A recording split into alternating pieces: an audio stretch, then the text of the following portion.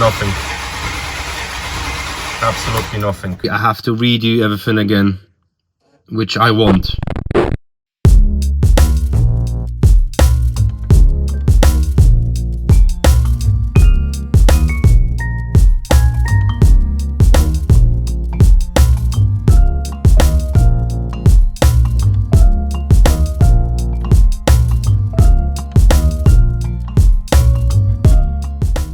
Right, this is my 2004 Dodge Ram 1500 with a 5.7 litre HEMI engine in it.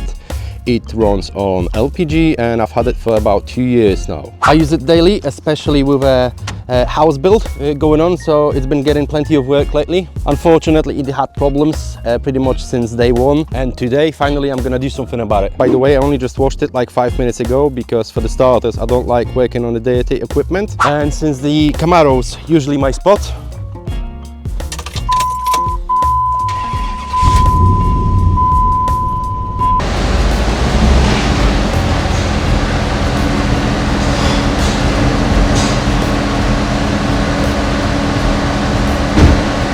I'm bringing the Ram into the new garage. It's not finished yet, but I can already imagine how cool it's gonna be with all the furniture, the car lift and everything else over here.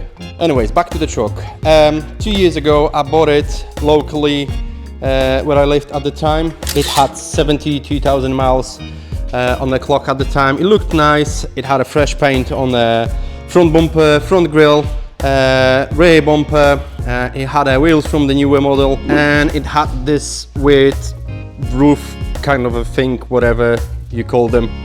I didn't like that. Just not my cup of tea, but I figured, you know, I'm just gonna take it off and show us how it's worth some money. The guy that was selling it showed me some pictures from before he had it or how he found it. It turns out it was based in Scotland, and from a few invoices and receipts I found later on under the seats and stuff, I figured it was probably pulling a horse trailer, but this is just my guess. The guy said he bought it during the COVID time as a project car. He needed something to do at home.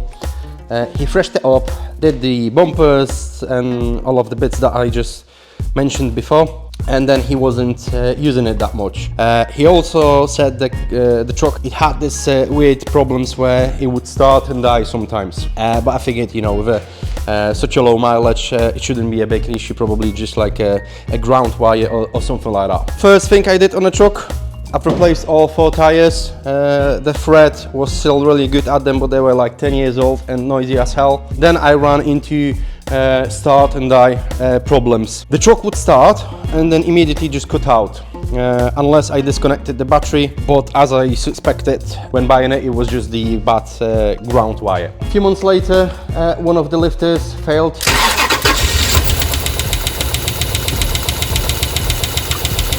So I pulled the top of the engine apart in the middle of winter, so that was like highly enjoyable. And the car being based most of its life in Scotland, pretty much every single bolt or nut just snapped on me. So yeah, I really enjoyed that time in my life. I've replaced the lifters, replaced or fixed broken studs. I've scoped the camshaft, it looked fine at the time. Put it all back together and it ran fine for a short period of time. I really thought I've had it sorted. Then it started misfiring. I've never owned a Chrysler before this one, and I was too stubborn to just give it to the shop. So for a few weeks I pretty much just lived on forums, Google, and pretty much every single online help I could get. Most of the forums said it's faulty ECU. I've replaced that, no change whatsoever. I've replaced most of the usual suspects, EGR valve, knock sensor, both O2 sensors, and the car was still misfiring. So now it's a bit of a mess. The bed is rusted out, front fenders pretty much got the same issues, as well as the lower part of the doors. Everything's just falling apart. AC not working, exhaust, that's pretty much falling apart as well. And I forgot to mention the rear axle, it's noisy as well. I've already replaced 2 wheel bearings. There is leak from the front crankshaft seal just behind the balancer. What else? Front suspension needs some attention. It's making weird noises, squeaks and knocks. Handbrake doesn't work. There is a scratch on pretty much every single element on the car. But to be completely honest with you, I still like the truck. It's a 2004 Ram. You don't just see them that much on the roads anymore, especially with such a low mileage, because as I said, when I bought it, it was like 72,000 miles. It's on 87 at the moment. Inside of the truck, it's still pretty nice. It's still in pretty nice shape. The worst part probably about it, well, obviously about it, is the driver's seat, which isn't looking that bad. Rear seats, they look like brand new. My theory here now, it's when the lifter failed previously, it scratched one of the lobes on a camshaft, and I just didn't see that, so I've never replaced it. So I reckon it's gonna be a worn lobe on the camshaft, or maybe a stretched timing chain.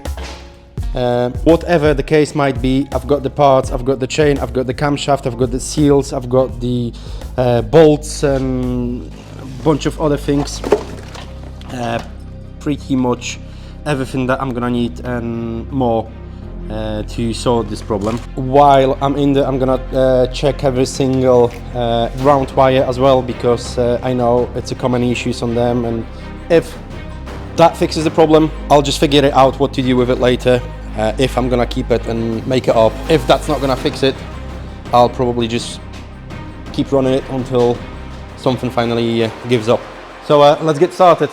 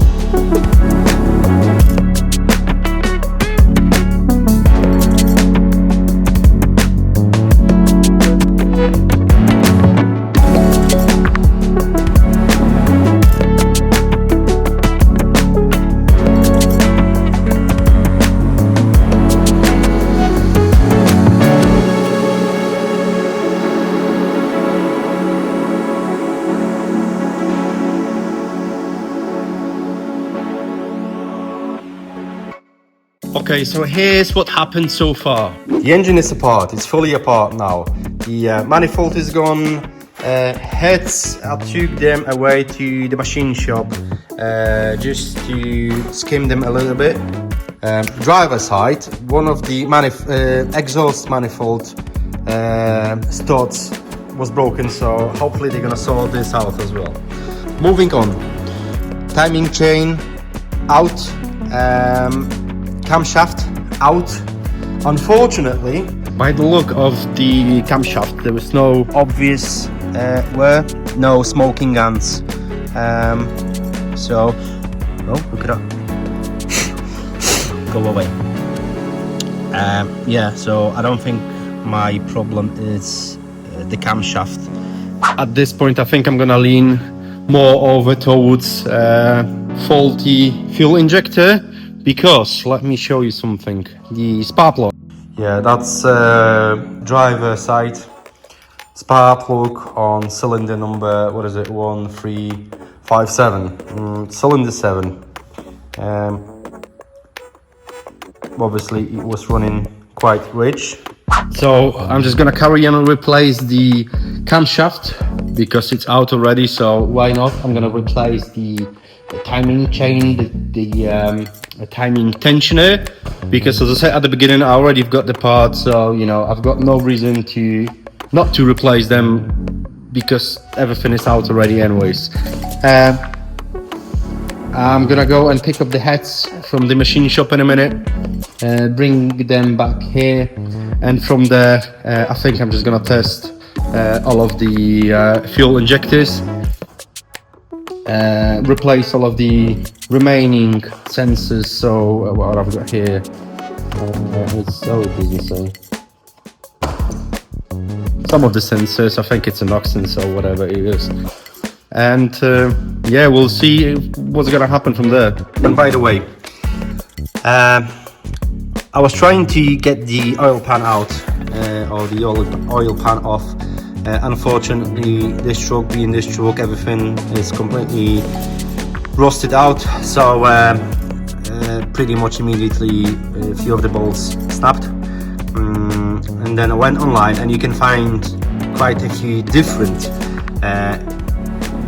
videos about how to remove the oil pump on these engines without removing the pan and the pickup tube.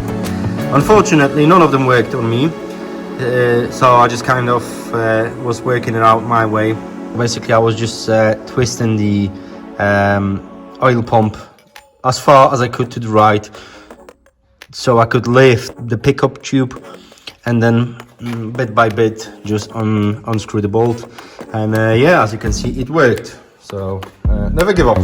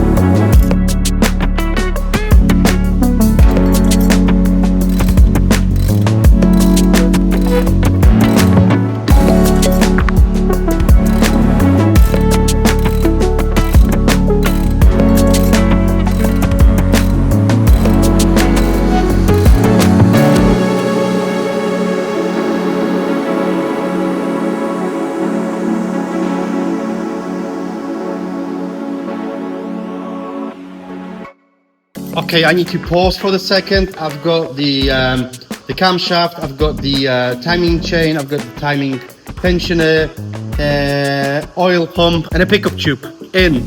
However, I just spent, and I'm not kidding, 3 hours trying to deal with that fucking pickup tube. There was only one bolt, but there was no room to get to it whatsoever, as you could see. And I've spent 3 hours working on it, so I just need to shift my attention to something else at the moment. Otherwise, I'm gonna do something that I'm gonna regret later on. I literally got only that much space, so I've been playing with it for, as I said, 3 hours now. And it really pissed me off, so I'm just gonna do something else. What I'm gonna do, I'm gonna start chasing some ground wires at the moment. We've got quite a few. We've got the main wire that goes from the engine block over here all the way to the battery.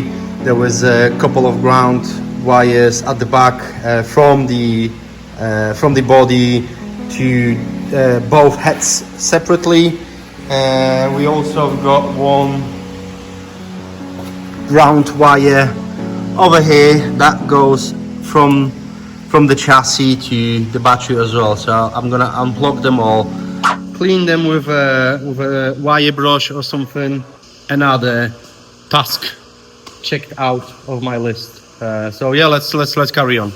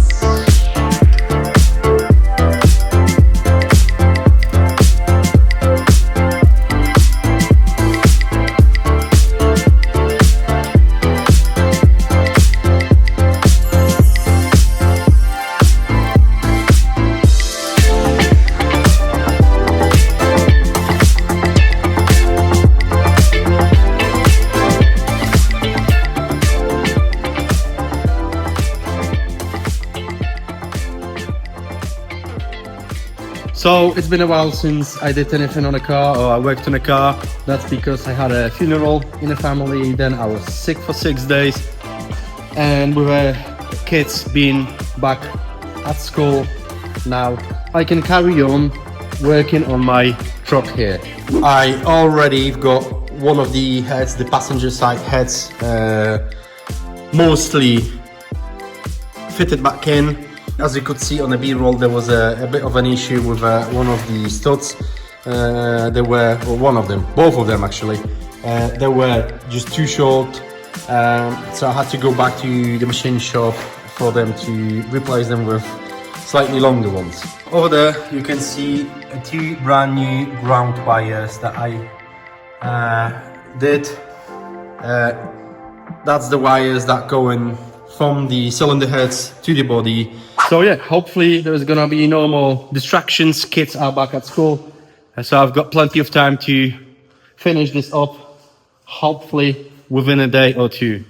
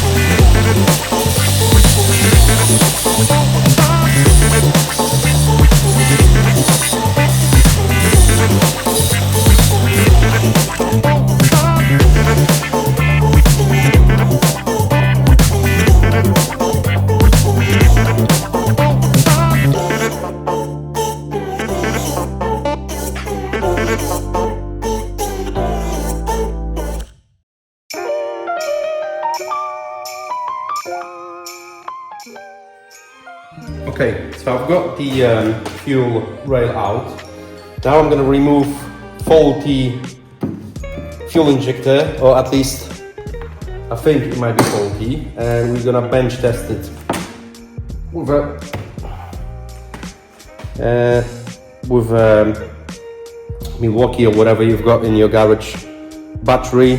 I already got like a kind of a extension rubber. It's basically a hose into the hose and if you can remove the O-ring from the injector from the side that goes into the fuel rail.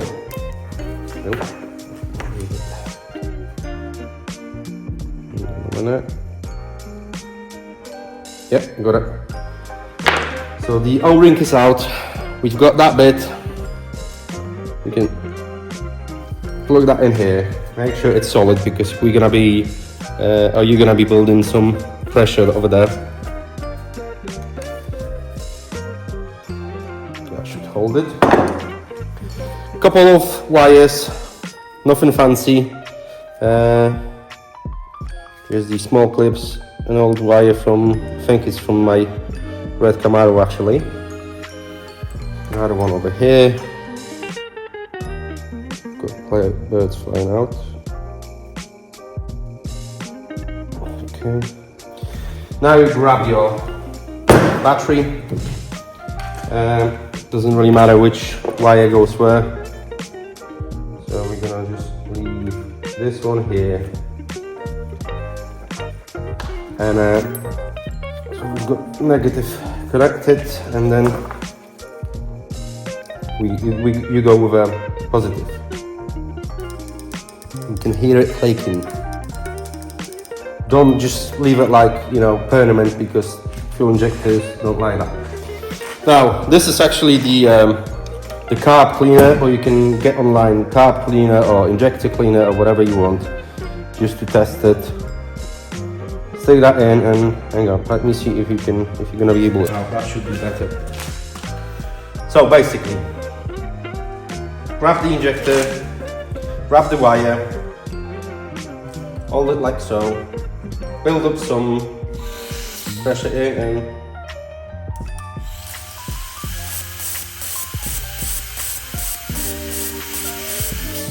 okay. So by that we can tell the injector is bad. It's supposed to be like a one single even spray down rather than just having a two. What I've got here, let's maybe just play it for you again on a slow motion just to show you what I mean.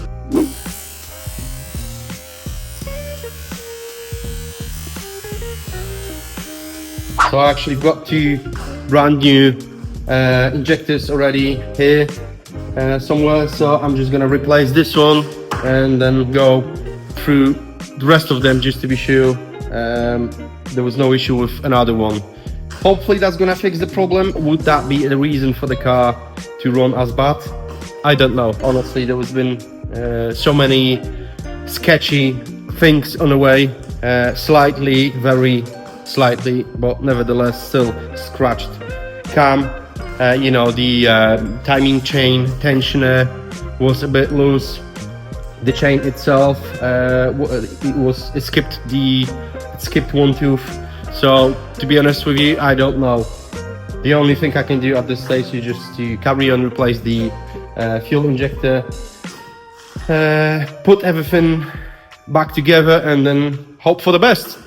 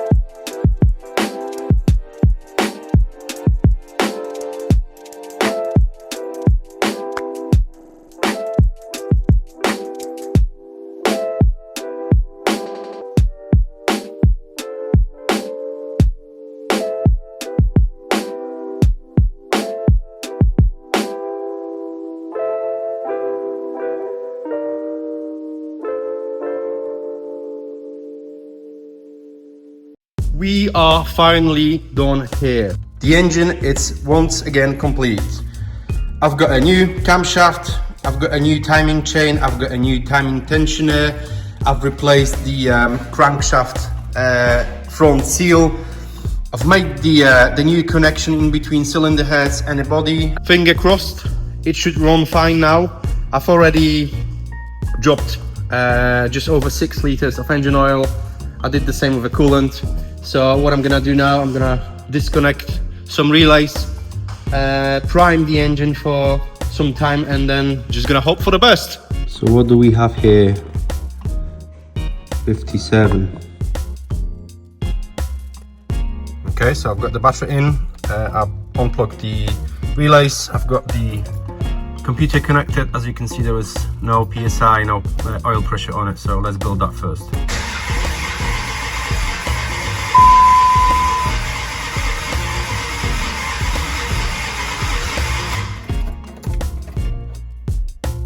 Try again.